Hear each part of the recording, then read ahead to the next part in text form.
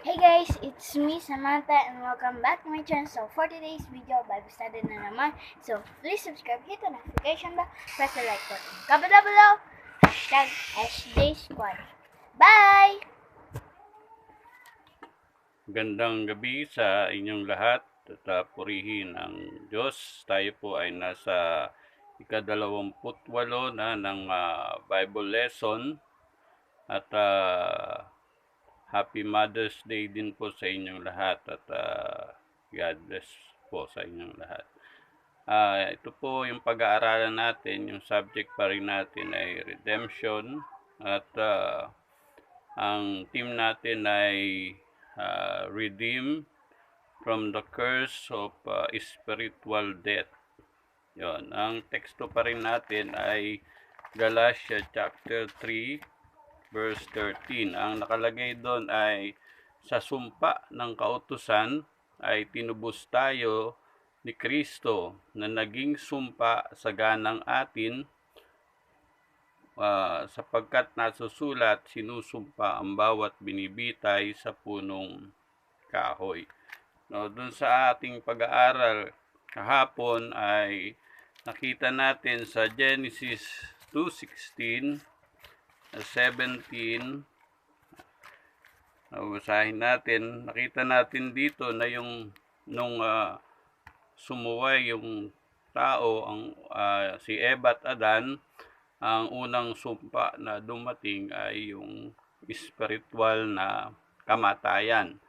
Ngayon, nung dumating yung spiritual na kamatayan, dahil sa pagsuway nila sa utos ng Panginoong Diyos, ay ang ginawa sa kanila ay pinalayas sila sa hardin. Itinaboy sila doon sa hardin upang hindi na sila makakain ng punong kahoy ng buhay, punong kahoy ng bunga ng buhay. Makikita natin yon sa Genesis chapter 3 verse 22 hanggang 24. Babasahin ko na po. Ayan, nakalagay, pinalayas sila sa Eden. Yon. At sinabi ng Panginoong Diyos, narito't ang tao'y naging parang isa sa atin na nakakakilala ng mabuti at ng masama, at baka ngayoy iunat ang kanyang kamay at pumitas naman ng bunga ng punong kahoy ng buhay at kumain at mabuhay at magpakailanman. Kaya pinalayas siya ng Panginoong Diyos sa halamanan ng Eden upang kanyang bukirin ang lupaing pinagkunan sa kanya.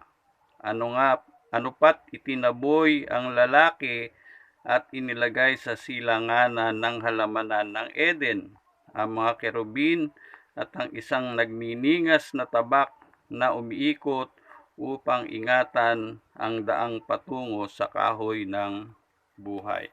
Yon, nakita natin, sinasabi sa talatang ito ay nang sumuway sila sa Diyos ay pinalayas sila sa Eden. Itinaboy sila mula sa Eden upang hindi na nila kainin yung puno ng bunga ng buhay. Ibig sabihin, ang tao ay naging alipin na ng kasalanan at ng kamatayan.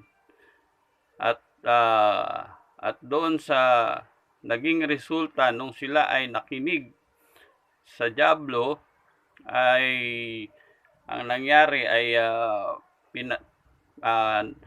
nahayag na yung spiritual na kamatayan sa lahat ng sangkatauhan. No? Yun na, nagmanifest na yung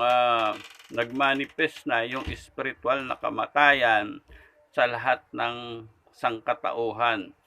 Katunayan, sa Genesis 4:8 makikita natin na yung kanilang unang anak, yung panganay na si Cain, ay pinatay na yung pangalawang anak, yung bunso na si Abel. Mababasa natin yon sa Genesis 4:8. Yon, sa Genesis 4:8. Sayin natin. 4:8. Yun, ang nakalagay ay yun, ka. So ito, sasaling ko isa. Punit. Ayan, basahin natin. Genesis 4:8. Yun. At yaoy sinabi ni Cain sa kanyang kapatid na kay Abel, at nangyari nang sila'y parang nasa parang ay nagtindig si Cain laban kay Abel sa kanyang kapatid at siya'y kanyang pinatay. Yon. Nakita natin na nung sila Adan ay dininig yung Diablo, ang naging resulta ay spiritual na kamatayan, na ang spiritual na kamatayang ito ay nahayag na sa lahat ng sangkatauhan. Ang katunayan nga, si Cain, na una nilang panganay, anak ni Eva at Adan, ay pinatay yung bunso, no, si Abel.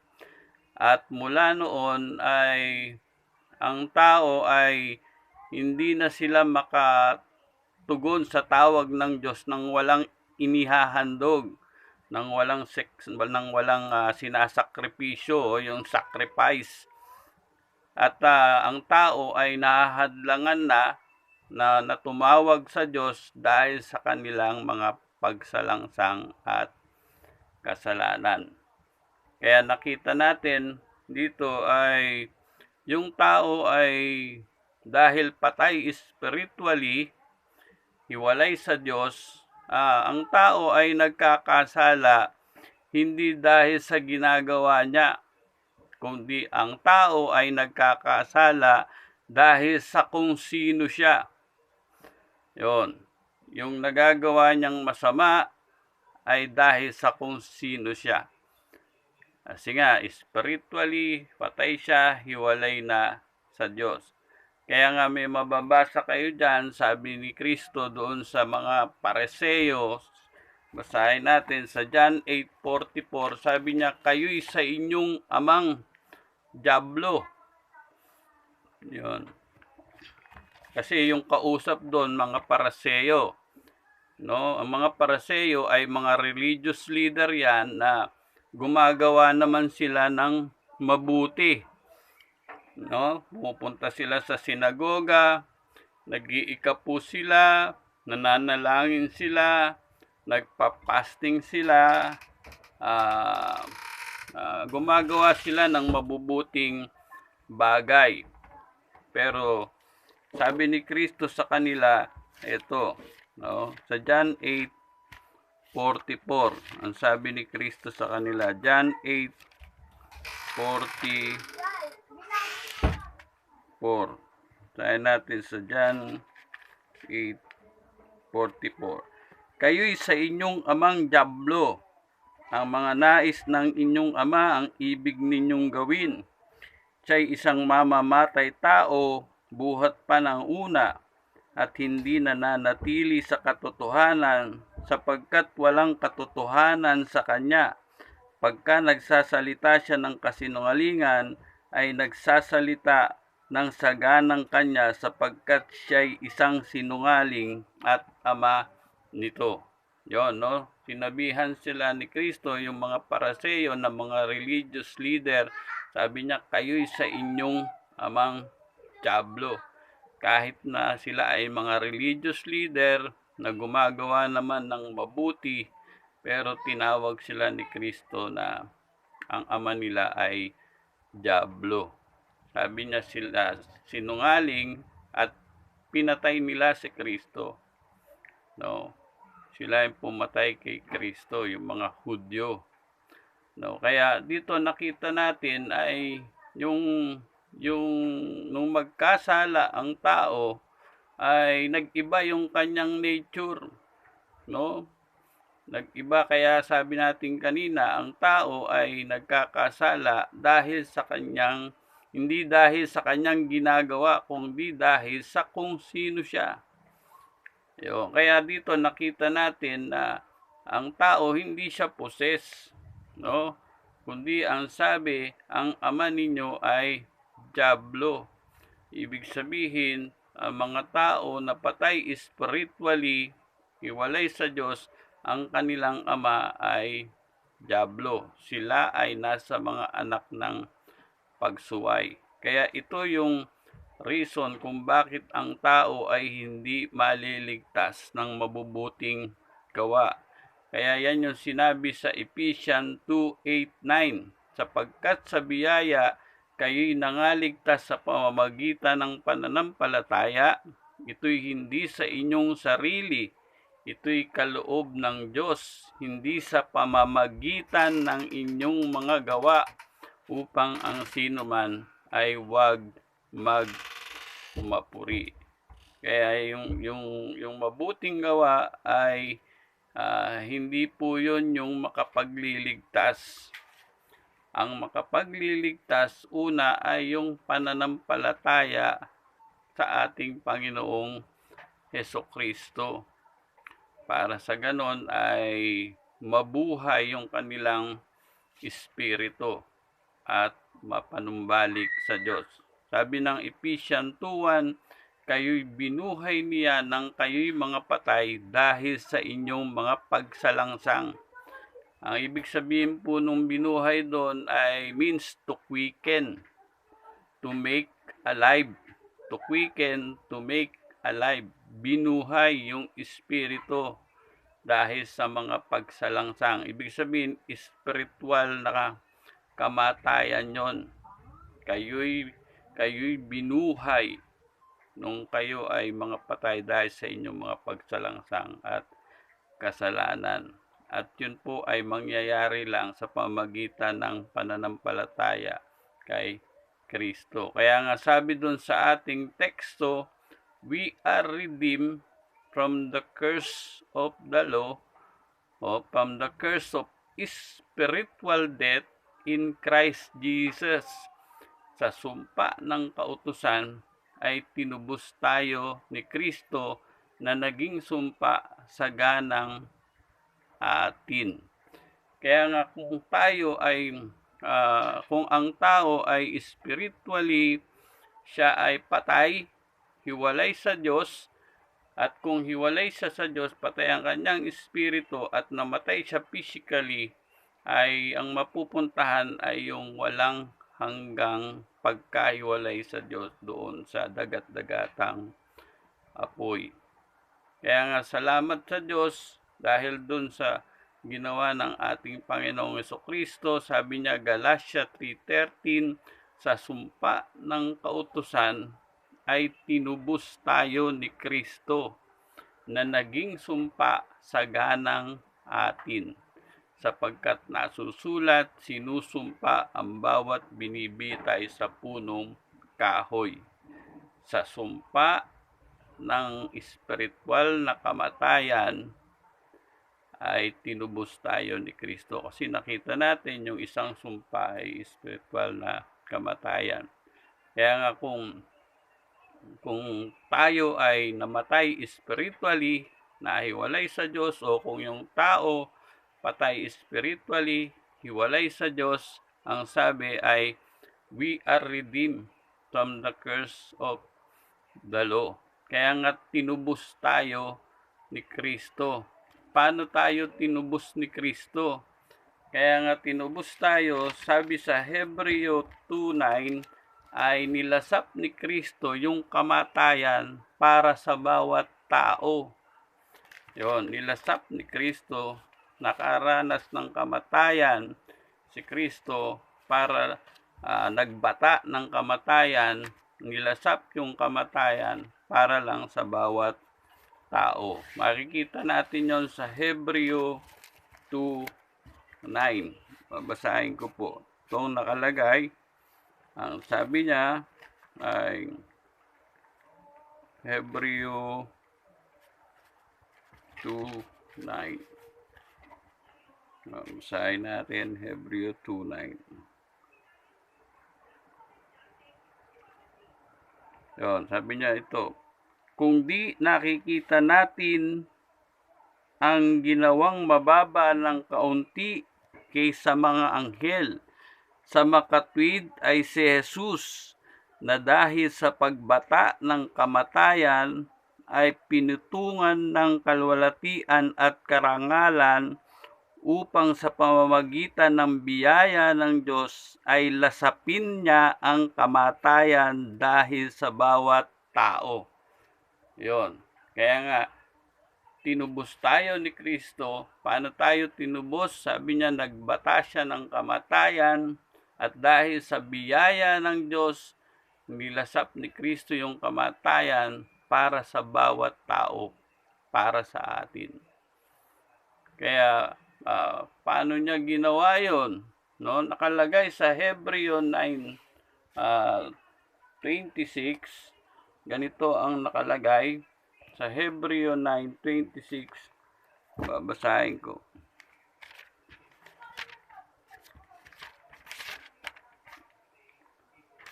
Hebreo 9:26. Kung hindi, sabi niya, kung hindi gayon, kailangan sanang paulit-ulit na siya'y mamatay.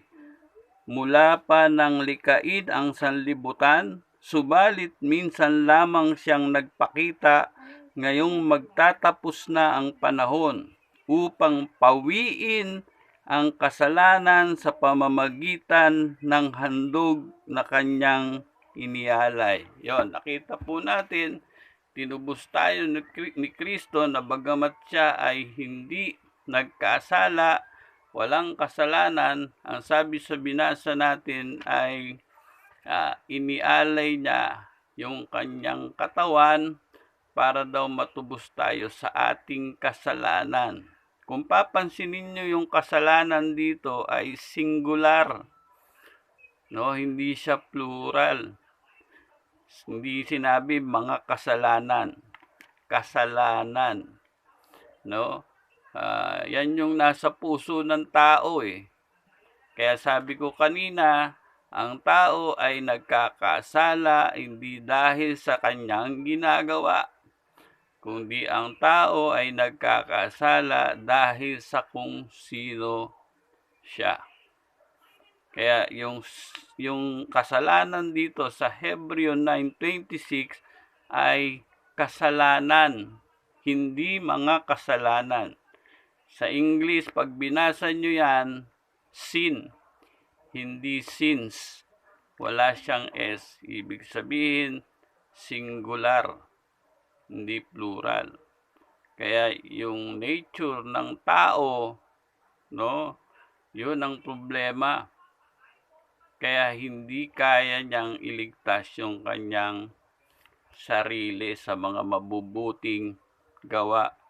Kailangan mayroong tumubos, no? At yun nga si Kristo, ang sabi rito ay dinala yung ating mga kasalanan, bagamat siya'y hindi nagkasala, ay naging nagkasala para sa atin.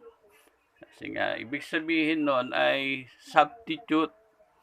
Yun yung sinabi natin kahapon, substitute, no? Na siya na yung humalili na sana tayo ang mapupunta doon sa impyerno dahil tayo ang makasalanan, pero dahil nga sa biyaya ng Diyos ay binigay ng Diyos si Kristo para siya na yung mamatay, dalhin yung ating mga kasalanan para tayo matubos.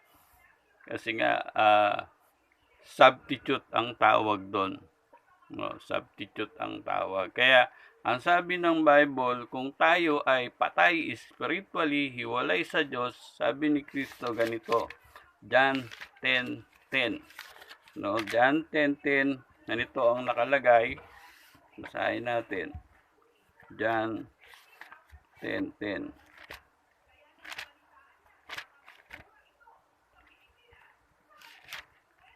Yon, sabi niya ito eh, hindi pumaparito ang magnanakaw kundi upang magnakaw at pumatay at pumuksa.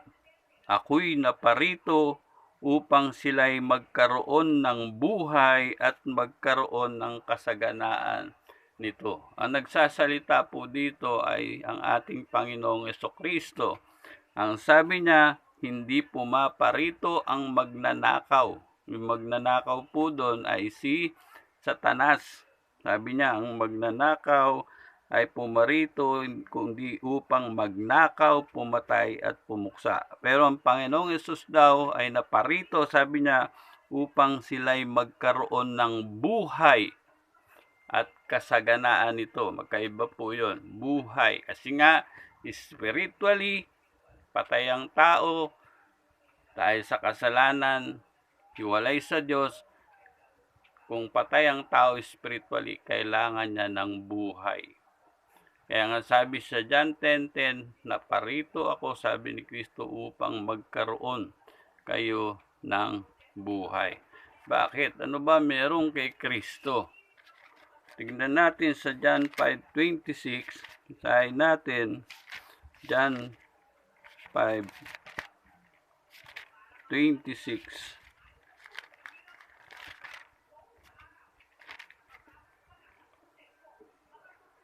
Basahin natin John 5:26. Sapagkat kung paanong ang Ama ay may buhay sa kanyang sarili, ay gayon din namang pinagkalooban niya ang anak na magkaroon ng buhay sa kanyang sarili. Nakita ninyo, no? Kung paanong yung Ama ay meron daw buhay sa kanyang sarili, pinagkalooban naman ng Diyos yung anak ng buhay sa kanyang sarili.